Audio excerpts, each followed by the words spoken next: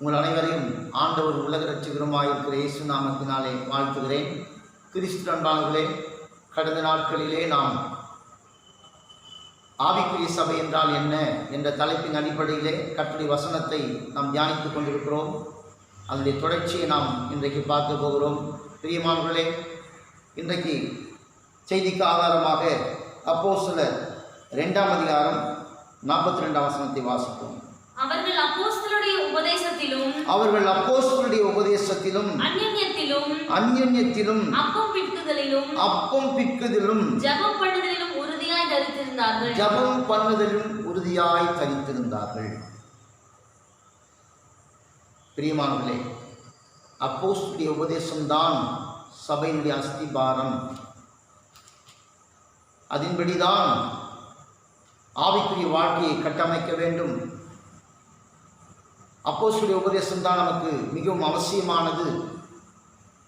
அதன் அடிப்படையில் தான் ஆதி திருச்சபை அஸ்திபாரம் போடப்பட்டிருக்கிறது. சபை பெருகினது, விசுவாசத்தில் வளர்ந்தது, அற்புதங்கள் அடையாளங்கள் எல்லாம் அப்போஸ்தலர்களாலும் சுவிசேஷர்களாலும் செய்யப்பட்டது என்பதை நாம் பார்க்கிறோம். ஆனபடினால் அந்த அஸ்திபாரம் தான் சபைக்கு மிகவும் முக்கியமானதாக இருக்கிறது. பிரியமானவர்களே, இங்கே அந்த வசனத்தை வாசிக்கும் பொழுது அவர்கள் என்று சொல்லப்படுகிறதே, எவர்கள்? அவர்கள் என்றால் யார்? அவர்கள் அப்போஸ்தல உபதேசத்திலும் அந்யோன்யத்திலும் அப்பம் பிட்கிறதிலும் ஜெபம் பண்ணிதான் அவர்கள் ஒருமனப்பட்டிருந்தார்கள் என்று பார்க்கிறோமே. அவர்கள் என்று சொல்லப்படுகிறதே எவர்கள்? 2ஆம் அதிகாரம் 36ஆம் வசனத்திலிருந்து 41 வரைக்கும் வாசிப்போம். ஆகையினால் நீங்கள் சிலுவையில் அறைந்த இந்த இயேசுவையே, பேதுரு இப்பொழுது பிரசங்கிக்கிறார். ஆகையால் சிலுவையில் அறைந்த இந்த இயேசுவையே தேவன் ஆண்டவரும் கிறிஸ்துவும் ஆக்கினார் என்று இஸ்ரவேல் குடும்பத்தார் யாவரும் நிச்சயமாய் அறிய கடவர் என்றார். இதை அவர்கள் பேதுரு பிரசங்கித்த இந்த பிரசங்கத்தை அவர்கள் கேட்ட பொழுது இருதயத்திலே குத்தப்பட்டவர்களாகி, கூடியிருந்த ஜனங்கள் எல்லாம் இருதயத்திலே குத்தப்பட்டவர்களாகி பேதுருவையும் மற்ற அப்போஸ்தலரையும் பார்த்து சகோதரரே நாங்கள் என்ன செய்ய வேண்டும்? இயேசுனுடைய பாடுகளையும் அந்த நல்ல சுவிசேஷத்தையும், ஆண்டவராக இயேசு கிறிஸ்து மரித்து அடக்க பண்ணப்பட்டு உயிர்த்தெழுந்ததையும், யாருக்காக உயிர்த்தெழுந்தார், எதற்காக வந்தார் என்ற அந்த நோக்கத்தையும் பேதுரு, அப்போஸ்தலனாகிய பேதுரு பிரசங்கித்த போது கூடியிருந்த ஜனங்கள் இருதயத்திலே குத்தப்பட்டவர்களாகி நாங்கள் என்ன செய்ய வேண்டும் என்று சொன்னார்கள். அப்படியானால் முதலாவது ஒருவனுக்கு சத்தியம் போதிக்கப்பட வேண்டும் என்று சொன்னால் விசுவாசம் கேள்வினாலே வரும். கேள்வி கேட்கிறதுனால வசனத்தை கேட்கும் பொழுது அந்த வசனத்தின் மூலியமாக விசுவாசம் வருகிறது. அதனாலே பேதுரு முதல்ல செய்த ஒரு காரியம் என்ன? சபையாருக்கு பிரசங்கித்தான், கூடி வந்த ஜனங்களுக்கு பிரசங்கித்தான். அந்த வசனம் கிரியை செய்தது. அவர்கள் இருதயத்தில் குத்தப்பட்டவர்களாகி, அடுத்தது என்ன சொல்லப்பட்டிருக்கிறது பாருங்க. பேதுரு அவர்களை நோக்கி, நீங்கள் மனம் திரும்பி ஒவ்வொருவரும் பாவ மன்னிப்புக்கென்று இயேசு கிறிஸ்துவின் நாமத்தினாலே ஞானஸ்நானம் பெற்றுக்கொள்ளுங்கள். அப்பொழுது பரிசுத்தாவின் வரத்தை பெறுவீர்கள். ஞானஸ்தானம் பெற்றுக்கொண்டால், மனம் திரும்பி இயேசு கிறிஸ்து நாமத்தினாலே ஞானஸ்தானம் பெற்றுக்கொண்டால் அப்பொழுது பரிசுத்தாவின் வரத்தை பெறுவீர்கள். அடுத்ததாக வசனம் என்ன சொல்லப்படுகிறது? வாக்குத்தத்தமானது உங்களுக்கும் உங்கள் பிள்ளைகளுக்கும் நம்முடைய தேவனாகிய கர்த்தர் தூரத்தில் இருக்கிற வரவைக்கிற யாவருக்கும் உண்டாயிருக்கிறது என்று சொல்லி இன்னும் அநேக வார்த்தைகளாலே சாட்சி கூறி மாறுபாடான இந்த சந்ததியை விட்டு விலகி உங்களை ரட்சித்துக் கொள்ளுங்கள் என்று புத்தி சொன்னான். இங்கே கவனிக்கணும், வரங்கள் அப்போஸ்தலருடைய காலத்து வரைக்கும் முடிந்து போயிற்று என்று சிலர் வாதிடுகிறார்கள். அது தவறான கருத்து. இங்கே என்ன சொல்லப்பட்டிருக்கிறது? வாக்குத்தத்தமானது உங்களுக்கும், அடுத்தது என்ன சொல்லப்பட்டிருக்கிறது? உங்கள் பிள்ளைகளுக்கும் நம்முடைய தேவனாகிய கர்த்தர் வரவைத்த தூரத்திலிருந்து வரவைத்த யாவருக்கும் உரியது. அக்காலத்தில் மாத்திரமல்ல, இக்காலத்திலும் இனிமர போகிற காலத்திலும் யாவருக்கும் வாக்குத்தத்தமானது உரியது. அது என்ன வாக்குத்தத்தம்? வரங்கள், ரட்சிப்பு வாக்குத்தத்தமானது. முதலாவது நீங்கள் மனம் திரும்பி ஞானஸ்நானம் பெற்றுக்கொண்டால் பரிசுத்த ஆவியின் வரத்தை பெறுவீர்கள். அந்த வரத்தை பெறுவீர்கள் என்று சொல்லிவிட்டு வாக்குத்தத்தமானது. அந்த வாக்குத்தத்தம் என்ன? உன்னதத்திற்கு ஏறி போய் சிறைப்பட்டவர்களை சிறையாக்கி துரோகிகளாகிய மனுஷருக்கு வரங்களை கொடுத்தார் என்று சொல்லப்பட்டிருக்கிறதே, வரங்கள். இப்படி அந்த வரங்கள் என்பது 1ஆம் நூற்றாண்டு வரையிலே முடிந்து போகவில்லை, தொடர்ந்து இருக்கிறது. வாக்குத்தத்தமானது தூரத்திலிருந்து வரக்கூடிய வரவழைக்கக்கூடிய யாவருக்கும் முடியாது. அப்படியானால் இந்த வசனத்தை கேட்டவர்கள் என்ன செய்தார்கள்? வாசிங்க அதை தொடர். அவருடைய வார்த்தை சந்தோஷமாய் ஏற்றுக்கொண்டவர்கள், பேதுருடைய வார்த்தையை கேட்டு சந்தோஷமாய் ஏற்றுக்கொண்டவர்கள் ஞானஸ்நானம் பெற்றார்கள். அன்றைய தினம் ஏறக்குறைய 3000 பேர் சேர்த்துக் கொள்ளப்பட்டார்கள். அன்றைய தினம் பிரசங்கத்தை கேட்ட அன்றைய தினம் 3000 பேர் சேர்த்துக் கொள்ளப்பட்டார்கள். அவர்கள் அப்போஸ்தலருடைய உபதேசத்திலும், இதைதான் சொல்லுகிறேன், ஞானஸ்நானம் எடுத்துக்கொண்டார்களே அவர்கள்தான் இவர்கள் 3000 பேர் சபையிலே சேர்க்கப்பட்டார்களே, மனம் திரும்பி ஞானஸ்நானம் எடுத்துக்கொண்டார்களே, கர்த்தராகிய இயேசு கிறிஸ்துவை ஏற்றுக்கொண்டார்களே, ரட்சிப்புக்கு தங்களை ஒப்பு கொடுத்தார்களே, அவர்கள் என்ன செய்தார்கள்? அப்போஸ்தலருடைய உபதேசத்திலும், அந்யோன்யத்திலும், அப்பம் பிற்கதிலும், ஜெபம் பண்ணுவதிலும் உறுதியாய் தரித்திருந்தார்கள். அவர்கள்தான் இவர்கள்தான் அவர்கள். அப்படியானால் சபை அப்போஸ்தலர் உபதேசத்திலே கட்டப்பட்டு இருக்கிறது மாத்திரமல்ல, ஐக்கியமாக இருந்தார்கள். அந்த உபதேசத்திலே ஐக்கியம் ஒரு அஸ்திபாரம். அப்பம் பிற்கிறதிலே உறுதியாக இருந்தார்கள், ஜெபம் பண்ணதிலே உறுதியாய் தரித்திருந்தார்கள்.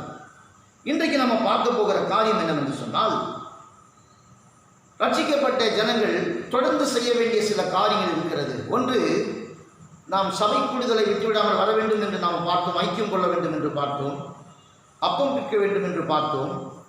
இன்றைக்கு ஜெபம் பண்ணுதலே உறுதியாக இருக்கணும். ரட்சிக்கப்பட்ட தேவ பிள்ளைகள் சும்மா ஞானஸ்நானம் எடுத்து சும்மா இருந்துட்டா போதாது. ஞானஸ்நானம் எடுத்துட்டு விட்டு அமைதியாக இருந்துட்டா போதாதுங்க. சபைக்கு வந்து எல்லா ஆராதனையில பங்கு பெற்றால் போதாது. காணிக்கை தசம்பாகத்துல எல்லாம் கரெக்டாக இருந்துட்டு ஜெபம் பண்ணாமல் இருந்தால் அந்த அப்போஸ்தலர் உபதேசத்தின்படி தவறானது. நீ முழுமையாக பலனடைய முடியாது. இன்னும் அதிகமான கிருபைகளை பெற்று ஆவிக்குரிய வாழ்க்கை கட்டமைக்க வேண்டும் என்று சொன்னால் ஜெபம் அவசியமானது. அதனால்தான் இந்த அப்போஸ்தலர் உபதேசத்திலே மிக முக்கியமாக சொல்லப்படுகிறது, ஜெபமும் கூட. ஜெபம் பண்ணணும், அப்பதான் கர்த்தர் உனக்கு பலனையும் கிருபையும் தருவார். ஜீவிக்க முடியும். ஜெபித்தால் தான் நீ ஆவிக்குரிய மனிதனாக உன்னுடைய ஆவிக்குரிய வாழ்க்கையை கட்டமைக்க முடியும். இன்றைக்கு ஜெபங்கள் குறைந்து விட்டது திருச்சபைகளிலே. அந்நாட்களிலெல்லாம் இரவு ஜெபங்கள், உபவாச ஜெபங்கள், அதாவது 40 நாள் உபவாச கூட்டங்கள், 3 நாள் உபவாச கூட்டங்கள், கன்வென்ஷன் கூட்டங்கள், இப்படி தனிநபர் ஜெபக்குழு, வாலிபர் ஜெபக்குழு, இப்படி அநேக ஜெபங்கள் நடந்து கொண்டிருந்தது.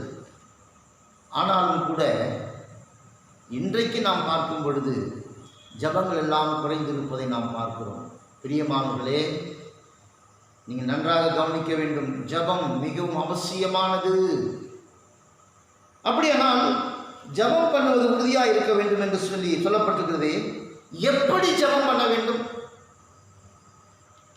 எந்த விதத்தில் ஜெபம் பண்ண வேண்டும் என்று உபதேசத்திலே சொல்லிக் கொடுத்திருக்கிறது. அதை தான் இன்றைக்கு இன்னும் ஆழமாக பார்க்க போகிறோம். எப்படி ஜெபிக்க வேண்டும், எந்த விதத்தில் ஜெபிக்க வேண்டும், இந்த விஷயங்கள் எல்லாம் சபையில் போதித்திருக்கிறார்கள். இதில் எந்த விதமான மாற்று கருத்து அல்ல. நான் ஒன்றும் புதுசாக சொல்ல போகிறது கிடையாது. ஆனாலும் செய்திக்காக நான் சொல்ல வேண்டியதாக இருக்கிறது. ஜெபம் பண்ணுவதில் உறுதியாக இருக்கிறது என்று சொல்லியிருக்கிறதுனால எப்படி ஜெபம் பண்ணணும், எப்படி அந்த ஜெபத்தை ஆரம்பிக்க வேண்டும்? பிதாவின் நாமத்தில் ஆரம்பிக்க வேண்டுமா, இயேசு நாமத்தில் ஆரம்பிக்க வேண்டுமா, பரிசுத்தரின் நாமத்தில் ஆரம்பிக்க வேண்டுமா? இப்படி இந்த காரியத்தை நாம் தெளிவாக தெரிந்து கொள்ள வேண்டும். யோவான் 14ஆம் அதிகாரம் 14ஆம் வசனத்தை வாசிப்போம். என் நாமத்தினாலே நீங்கள் எதை கேட்டாலும் அதை நான் செய்வேன். என் நாமத்தினாலே நீங்கள் எதை கேட்டாலும் அதை நான் செய்வேன். ஆண்டவருடைய வாக்குத்தத்தம், உறுதியான வாக்குத்தத்தம் என்ன? என் நாமத்தினாலே. யார் சொல்றார்? இயேசு சொல்றாரு, இயேசு என்ற என் நாமத்தினாலே நீங்கள் எதை கேட்டாலும் அதை நான் செய்வேன். இதிலிருந்து என்ன தெரிகிறது?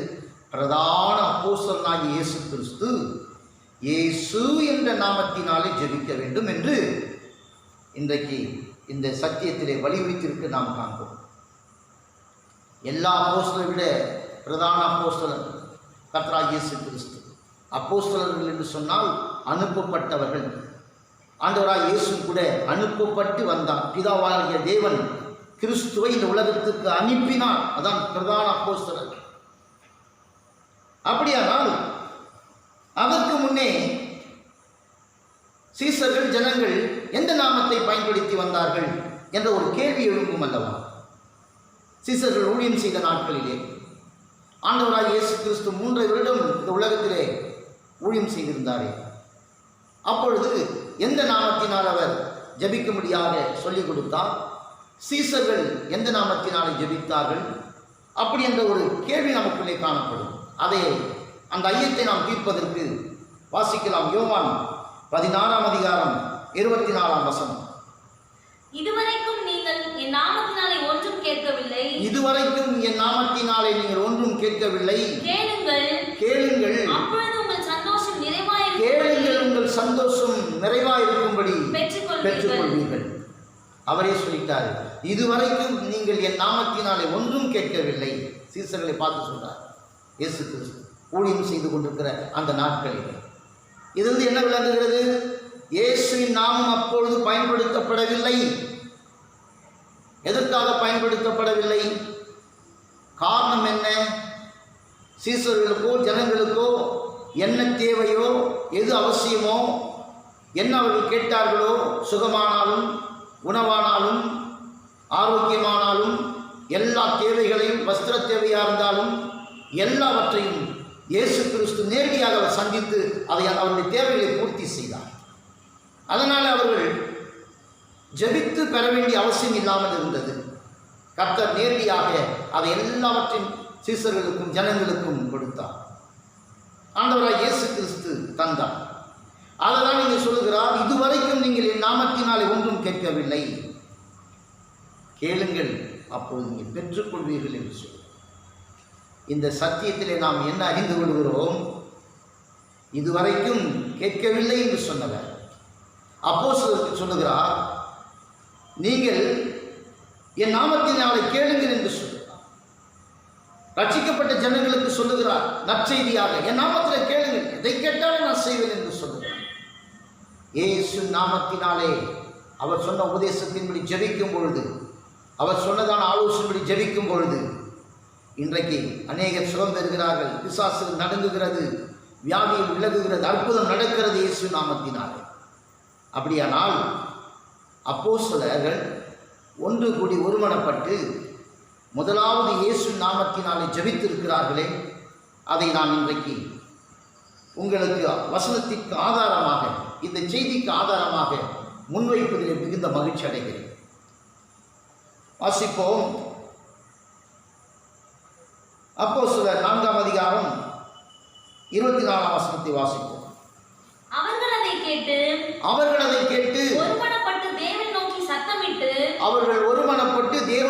சத்தமிட்டு, கர்த்தாவே, வானத்தையும் பூமியையும் சமுத்திரத்தையும் அதில் இருக்கிற யாவற்றையும் உண்டாக்கின தேவனாய் இருக்கிறீர். நல்லா கவனிக்கணும்.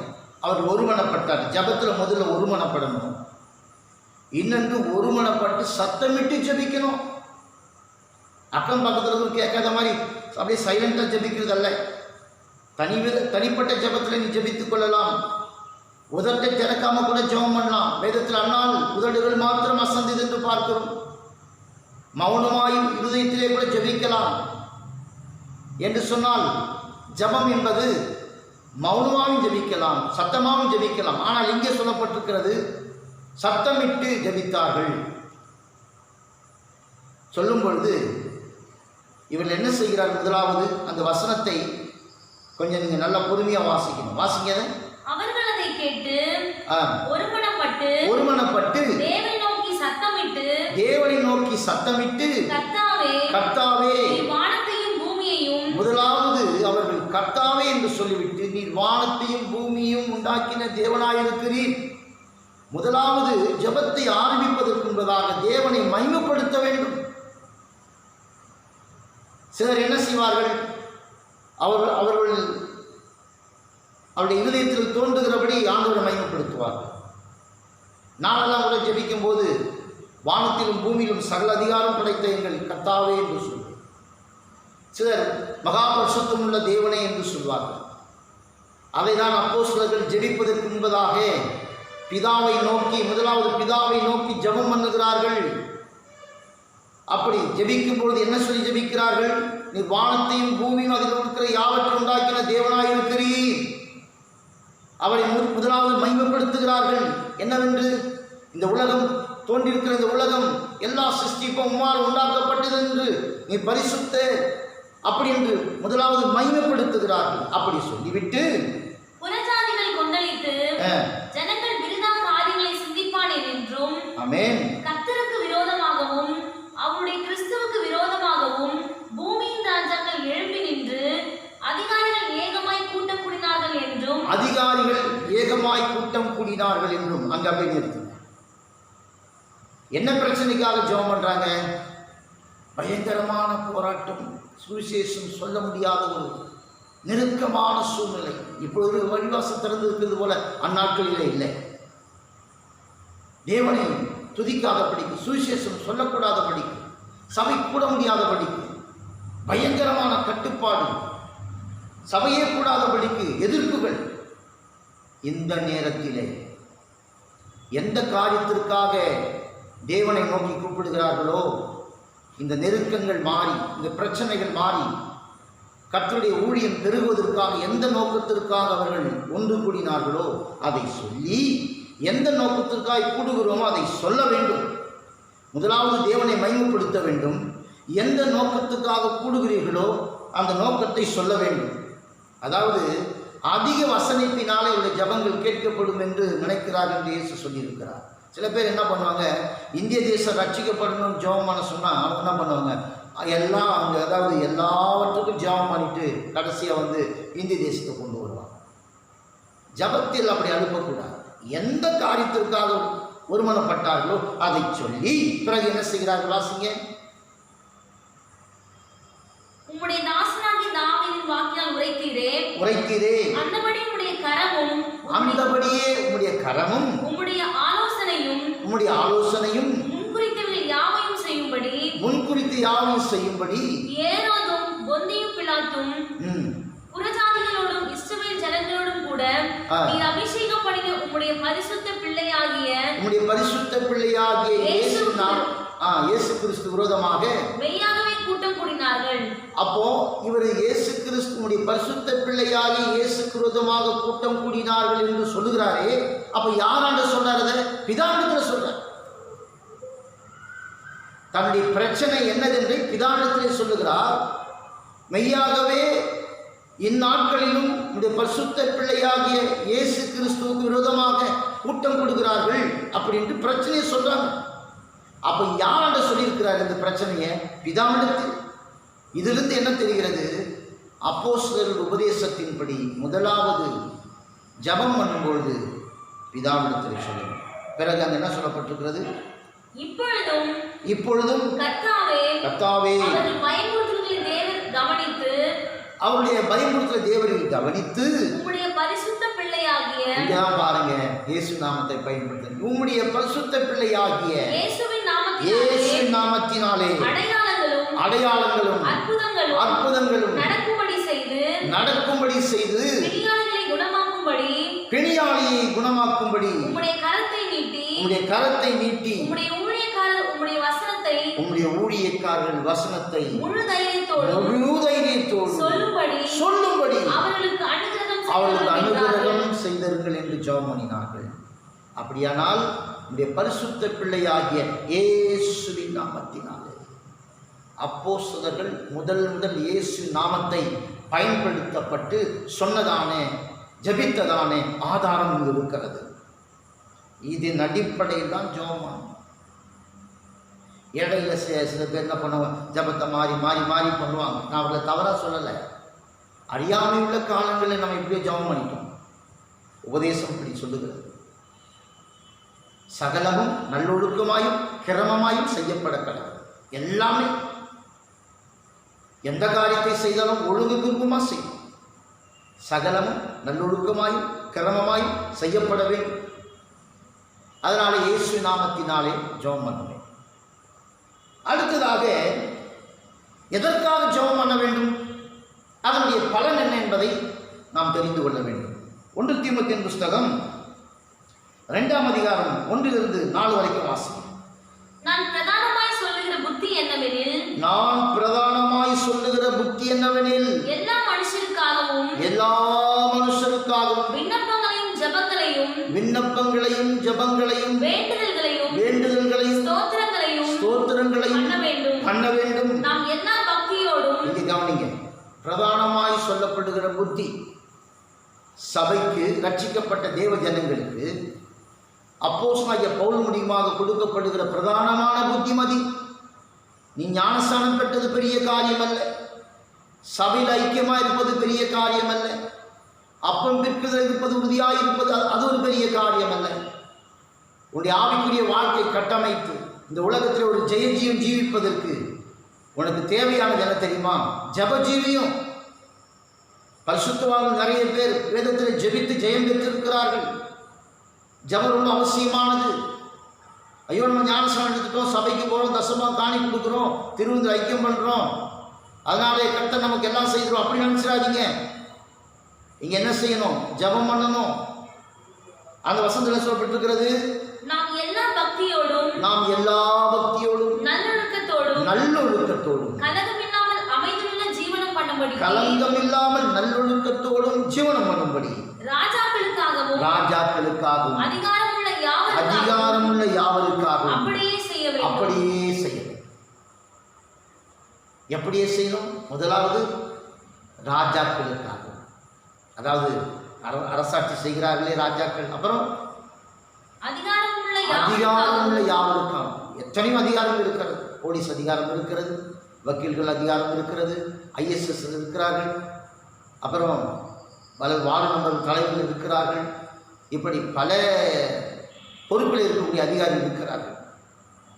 அவர்களுக்காக ஜெபம் பண்ண வேண்டும். எதற்காக ஜெபம் பண்ணோம்? ரட்சிப்புக்காகவும்.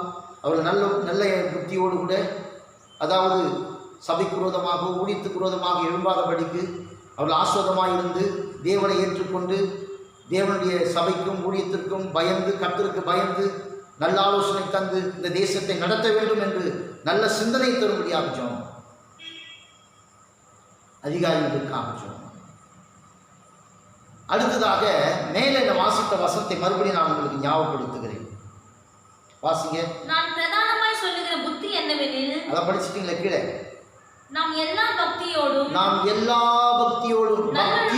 பக்தியோட ஜீவனம் பண்றதுக்கு ஜெபம் அவசியம். நமக்கு பக்தி பெருகலைன்னா ஜெபம் அவசியம். அப்படியானால் கர்த்தருடைய பிள்ளைகளுக்கு நன்மை என்ன? ஜெபிப்பதினாலே பக்தி பெருகுகிறது, சுத்தமான பக்தி பெருகுகிறது, ஜெயஜீவம் உண்டாகிறது, நம்முடைய ஆவிக்குரிய வாழ்க்கை கட்டமைக்கப்படுகிறது. அதாவது கலங்கமில்லாத அந்த வாழ்க்கை வாழ்வதற்கு அது புரோகிதமாக இருக்குது. அடுத்ததாக நம்முடைய ரட்சகராகிய தேவனுக்கு முன்பாக அது நன்மையும் பிரியமாய் இருக்கிறது. அந்த 3ஆம் வசனத்திலே நாம் வாசித்தோமே. அடுத்தடுத்து என்ன சொல்லப்பட்டிருக்குதுப்பா? நீங்கள் படித்தால் படிங்கதை எல்லா மனுஷரும் ரட்சிக்கப்படவும். அப்ப எல்லா மனுஷனும் ரட்சிக்கப்படக்கூடியதான அந்த பொறுப்பு யார் கையில் இருக்கிறது? நீ ஜெபிப்பதினால். நீ ரட்சிக்கப்பட்டா போதாது, இந்த தேசம் ரட்சிக்கப்படணும், அதிகாரிகள் ரட்சிக்கப்படணும், இந்த உலகத்தில் இருக்கிற யாவரும் ரட்சிக்கப்படணும். இதுதான் தேவனுடைய சித்தமாக இருக்கிறது. அதனாலே எல்லா மனுஷரும் ரட்சிக்கப்படவும், சத்தியத்தை அறிகிற அறிவை அடையவும். சத்தியத்தை அறியக்கூடியதான அறிவை அடையவும். இன்னைக்கு எல்லாருக்கும் வந்து உலக அறிவு இருக்கிறது, உலக ஞானம் இருக்கிறது. ஆனால் இன்றைக்கு தேவனை அறியக்கூடிய அறிவு இல்லை, சத்தியத்தை அறியக்கூடிய அறிவு இல்லை. அதனால்தான் சொல்றாரு, ஒருபோதும் கற்றாலும் உணர்வில்லாத இருக்கிற பெண் பிள்ளைகள் வீடுகளிலே புகுந்தவர்கள் நயவசிப்பாக வசப்படுத்திக் கொள்வார்னு சொல்றார். அப்படின்னா சில பேர் என்ன சத்தியம் படித்தாலும் என்ன சத்தியத்தை கேட்டாலும் சத்தியத்தை அறியக்கூடிய அறிவு இல்லை. அதனாலே ஜெபித்தால் சத்தியத்தை அறியக்கூடிய அறிவு உண்டாகும். அதனால நீங்க கூட ஜெபம் பண்ணுறது, வேதம் வாசிக்கிறதுக்கு முன்னாடி என்ன செய்யணும்? அதாவது ஜெபம் பண்ணி நீங்க வேதத்தை வாசித்து பாருங்க, அறிவு உண்டாகும், ஞானம் பெருகும் ஜெபிப்பதினால். தானியேல் எப்படி எல்லாரை விட ஞானம் உள்ளவராக இருந்தார்? ஜெபித்ததனால். அடுத்ததாக ஸ்தோத்திரங்களையும் விண்ணப்பங்களையும் பண்ண வேண்டும். ஜெபங்கள் மாத்திரமல்ல, ஸ்தோத்திரங்கள் விண்ணப்பங்கள் நாம் பண்ண வேண்டும். இந்த ஸ்தோத்திரம் என்பது என்ன? தேவன் செய்த நன்மைக்காக, செய்யப்போகிற நன்மைக்காக, செய்து கொண்டிருக்கிற நன்மைக்காக, பெற்று அனுபவித்துக் கொண்டிருக்கிற நன்மைகளுக்காக, எல்லாவற்றுக்காக நன்றி செலுத்த வேண்டும். ஸ்தோத்திரம் என்பது நன்றி செலுத்துவது. அதாவது நாம் ஆண்டவரிடத்தில் நன்மை வாங்கி கொண்டாக இருந்தால் மாத்திரம் போதாது, பெற்று அனுபவிப்பதற்கு தேவனுக்கு நன்றி சொல்லணும். அதுதான் ஸ்தோத்திரம். அதனாலே ஆண்டவராகிய தேவன் அந்த 3ஆம் வசனத்தில் சொல்லியிருக்கிறபடி நாம் எல்லா மனுஷனுக்காகவும் விண்ணப்பங்களையும் ஸ்தோத்திரங்களையும் ஜபங்களையும் நாம் பண்ண வேண்டும் என்று சொன்னால், இது யாருடைய விருப்பமாக இருக்கிற வசனத்தை வாசிங்க. எல்லா மனுஷரும் ரட்சிக்கப்படவும் சத்தியத்தை அறிகிற அறிவை அடையவும் அவர் சித்தமுள்ளவராய் இருக்கிறார். ஆமென். தேவனுடைய சித்தம். நீ ரட்சிக்கப்படுவது தேவனுடைய சித்தம், நீ ஜெபிப்பது தேவனுடைய சித்தம். அப்படியானால் இயேசு நாமத்தில் ஜெபிக்கணும். ஜெபிப்பது மாத்திரமல்ல, பிதாவை, உன்னுடைய ஜபங்களை பிதாவிடத்தில் சொல்ல வேண்டும். பிதாவை மையப்படுத்தி நீ உன்னுடைய பிரச்சனை என்னதென்று அதை கருப்பொருளாக வைத்து, மையமாக வைத்து அதையே வலியுறுத்தி நீ ஜெபிக்க வேண்டும். சத்தமாயும் ஜெபிக்கலாம், சூழ்நிலைக்கு ஏற்றது போல சமாதானமாயும், அதாவது அமைதியாகவும் ஜெபிக்கலாம் என்று நாம் அறிந்து கொண்டோம். ஆனால் முக்கியமாக உங்களுக்கு நான் சொல்ல வருகிற காரியம் என்ன? இயேசுவின் நாமத்தினாலே ஜெபம் பண்ண வேண்டும். அதனாலே இந்த செய்தியினுடைய தொடர்ச்சியை நாம் அடுத்த வாரம் நாம் தியானிக்க போகிறோம். கர்த்தராகிய இயேசு கிறிஸ்து நாமத்தினாலே ஜெபிக்கும் பொழுது ஏற்கனவே நாம் பார்த்தது போல வரங்கள் இன்றைக்கும் இருக்கிறது. அற்புத அடையாளங்கள் அப்போஸ்தலர் நாட்களோடு முடிந்து போகவில்லை, தொடர்ந்து நடந்து கொண்டிருக்கிறது. அன்னைக்கு அதோடு கூட ஆண்டவர் வந்து அற்புதம் பண்ண இன்னைக்கு சும்மா இருக்கிறாரா? அப்போ ஆண்டவர் இன்னைக்கு இருக்கிற ஆண்டவர் சும்மா இருக்கிறாரா? சிலர் என்ன சொல்கிறார்கள்? அற்புதங்கள் அடையாளங்கள் எல்லாம் அவிசுவாசிகளுக்கு அடையாளமாக இருக்கிறது. அப்போ நம்ம சபையில் வரக்கூடிய ஒரு விலகினமாய் சோர்வாய் அல்லது ஏதோ ஒரு பிரச்சனை இருக்கும்பொழுது அவனுக்கு அற்புதங்கள் அடையாளங்கள் நடந்தால்தான், கர்த்தருக்கு விடுதலை கொடுக்கும் போது தான் தேவனுடைய அன்பை ருசித்து பார்க்க முடியும். அதனாலே இன்றைக்கும் தேவனுடைய அற்புதங்கள் அடையாளங்கள் வாக்குத்தத்தமானது உங்களுக்கும் உங்களுடைய பிள்ளைகளுக்கும் தூரத்திலிருந்து வரவழைக்கக்கூடிய யாவருக்கும் முடியும். ஆனபடினாலே கர்த்தருடைய பிள்ளைகளே, இதோடு கூட இந்த செய்தியை நான் நிறைவு செய்கிறேன். இந்த தொடர்ச்சியை நாம் அடுத்த வாரம் நாம் பார்ப்போம். தொடர்ந்து நீங்கள் இந்த செய்தியை நீங்கள் கற்றுக்கொள்ளும்படியாக தொடர்ந்து நீங்கள் பாருங்கள், மற்றவர்களுக்கு நீங்கள் தெரிவிங்கள்.